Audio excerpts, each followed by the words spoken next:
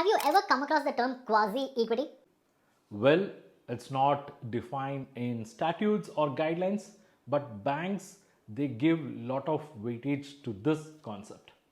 In short, quasi-equity is basically a liability, legally a liability, but banks will look at it as equity. Why they do this? See, when assessing a loan proposal, analysts will look at whether the loan can be repaid with interest within a given time frame. If the business is going to have some other loan during that period, it's going to weaken the loan proposal. But if that loan can be deferred until the bank loan is repaid in full, it actually improves the viability of the proposal. And this is where quasi-equity technically comes into picture, and that loan which is not repayable during the tenure of the bank loan is considered as equity, a quasi-equity.